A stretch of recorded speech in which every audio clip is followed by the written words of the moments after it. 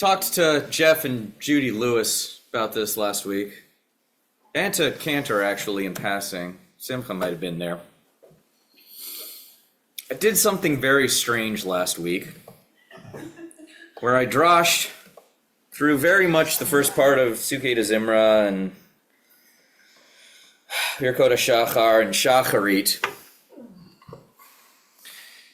inspired by the instruction manual for this here light that was right here. It said things like, keep the light clean.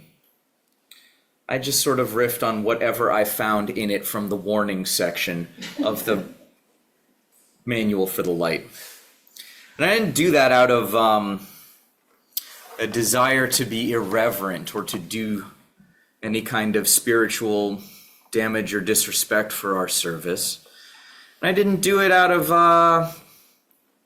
a disregard for our Siddur either.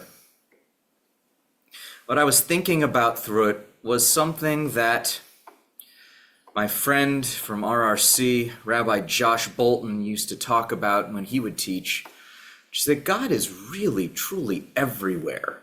The question is, can you perceive of God in all of the different places where God is? God is in all of those places.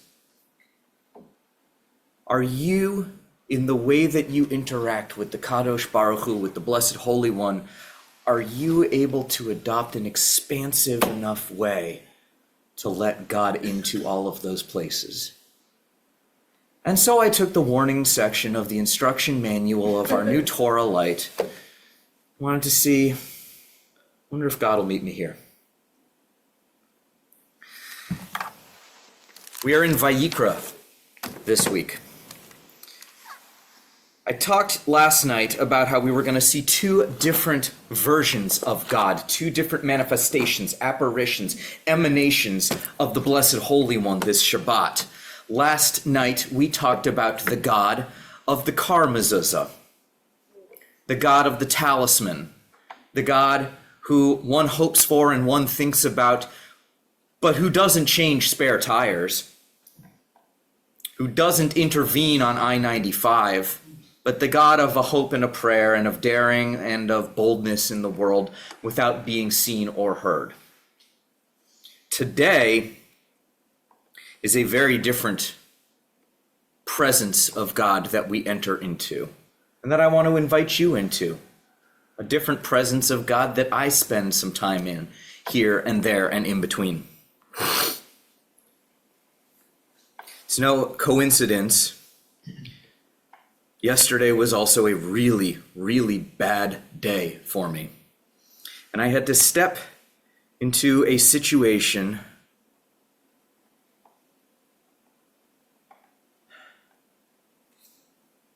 one of the really troubling ones that one can encounter in the rabbinate. And I remember it was 1:46 p.m. and I was looking at the clock and I said, God, you got to come with me on this one. You got to help me on this one.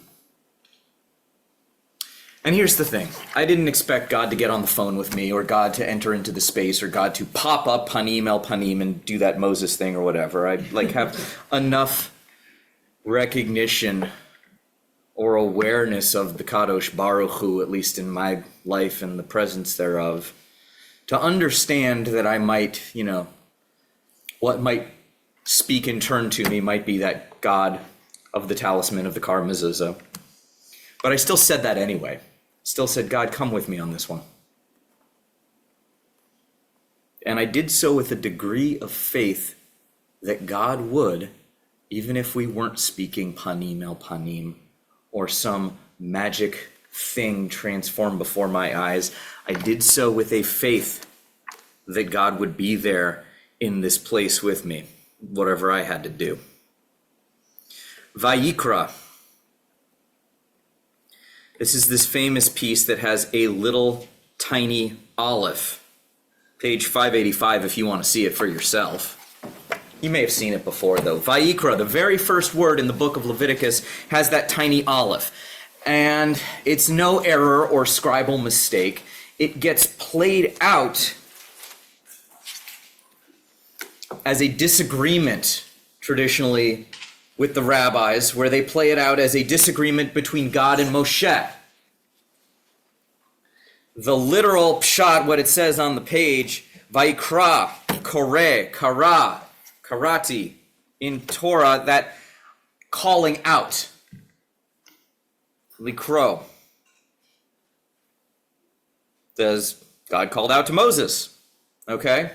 But Moses here, what is Moses known for? What's the most famous, notable thing about Moses? He is the most humble.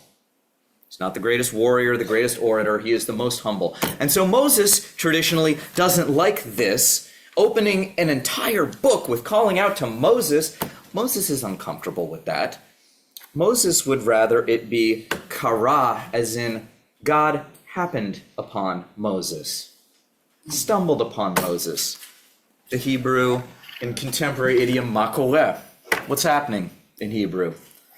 Because Moses is uncomfortable with this idea of God calling out in this way. And I want to offer a third possibility here too.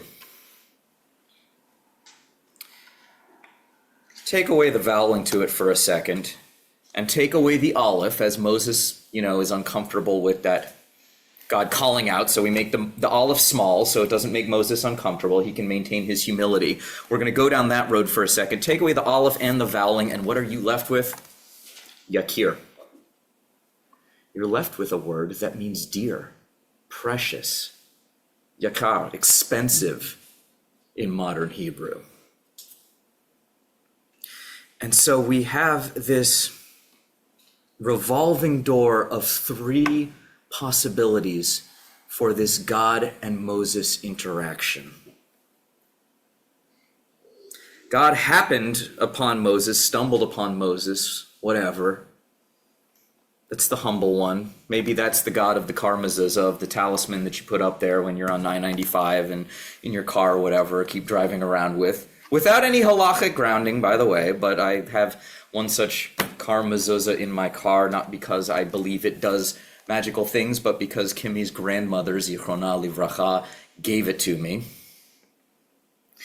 Then there's the God that may call out to us, that may draw us into the sacred moment and the holiness.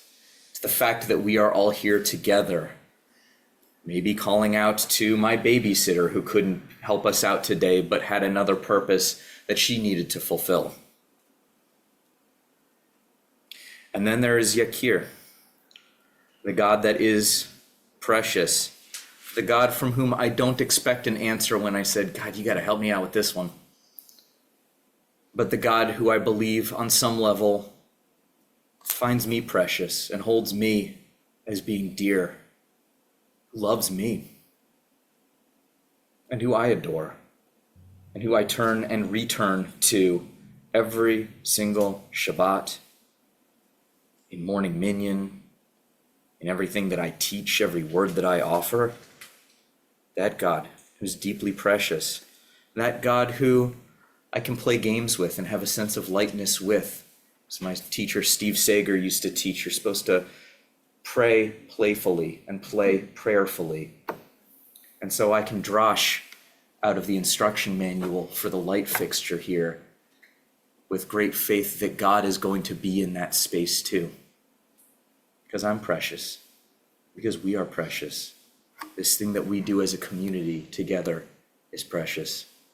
And in moments of doubt, and moments in which we individually, collectively, in our solitude, say, hey, God, you're going to have to help me with this one. May we remember